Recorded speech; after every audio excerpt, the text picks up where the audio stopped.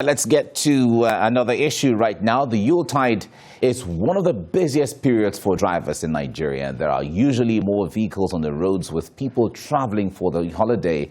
As such, there are increased risks on the road. Now, from increased traffic volumes, congestion, tiredness, people driving in unfamiliar environments, and some people driving under the influence of alcohol. Drivers, whether private or commercial, must be careful and safety conscious to avoid contributing to statistics of road accidents and fatalities.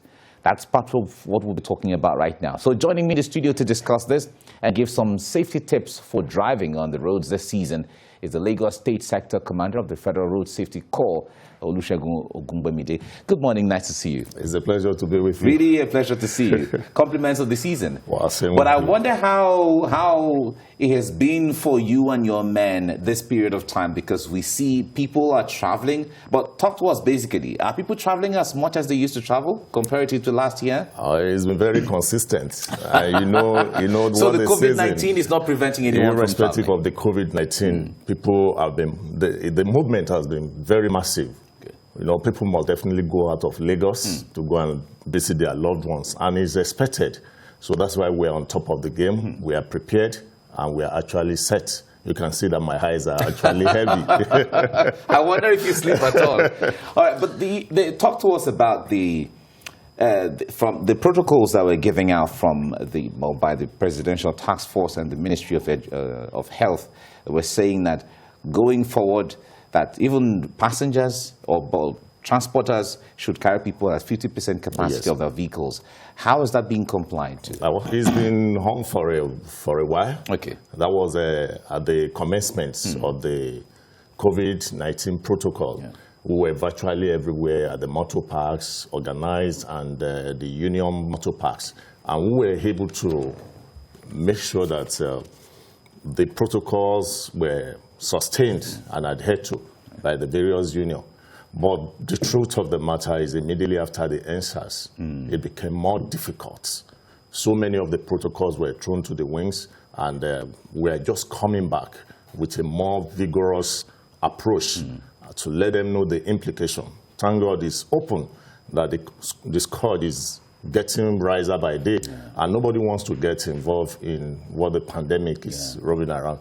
And by virtue of our theme for this year, drive safe and stay safe, that's combining the driving culture with the COVID-19 protocols. Now, we don't want the transport sector to be the one that will contributor to... when you talk of dynamism, is the most dynamic of all the sectors we have in the Federation. So we don't want to be part of that system where COVID pandemic is being spread all over the nation. That's why we are consistent about that. Drive safe and stay safe. So everyone has to take responsibility to contribute to that. Now, talk to us about the issue of the use or driving under the influence of alcohol. We have always had that over the years. Yes. I know your men and your organization, you've been carrying out enlightenment campaigns and all of that. And there was a time there was a device for checking whether people were driving under influence of alcohol. How far is that going?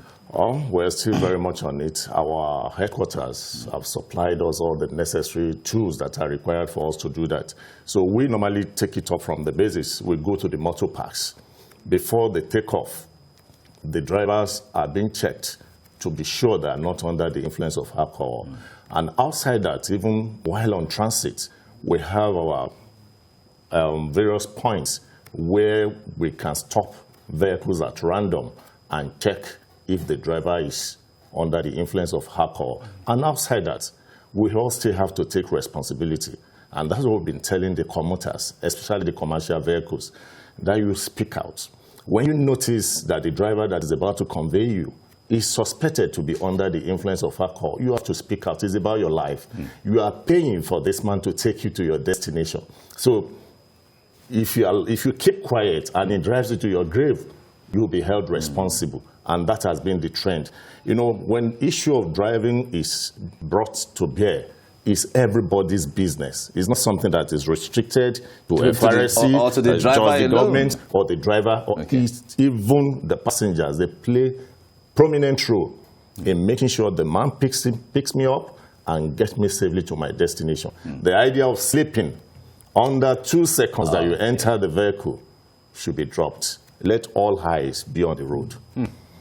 I wonder how people are going to do with that when it comes to sleeping, where they don't have, you don't have powers over whether you should sleep or you shouldn't sleep. But still talking about alcohol, in a situation where you randomly stop vehicles and you notice that the driver has some trace of alcohol, what happens to the driver?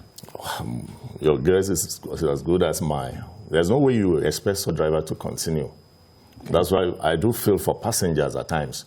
But if it's an organized transport system, we'll have a callback to the park to replace the driver. And the park is also going to face sanction. That's the company for allowing a drunk driver to take over the steering. So the passengers are always at the receiving end. That's why I said they have major role to play.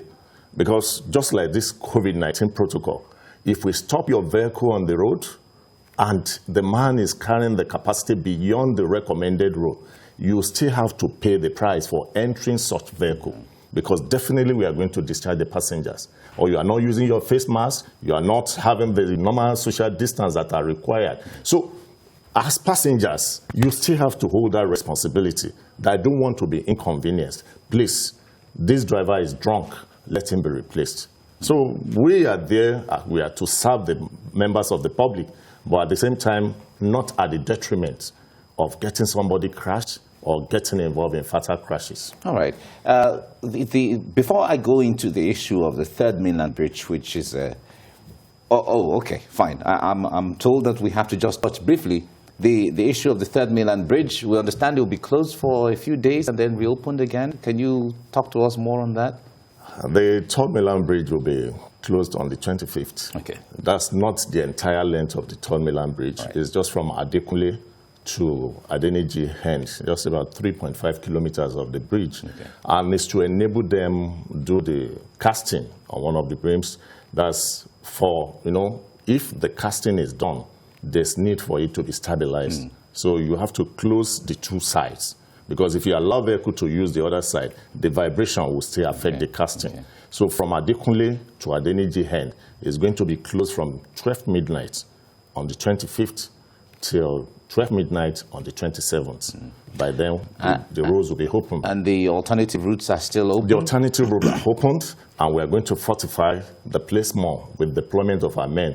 Since that length will be closed, we won't have any need keeping our men there. So we'll move them down to the alternative route to assist the people better. All right. Well, I can only imagine how the task you have in your hands in Lagos at this time.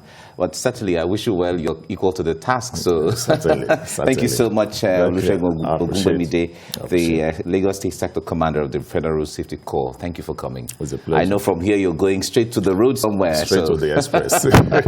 Have a great day ahead. Thank you. Right.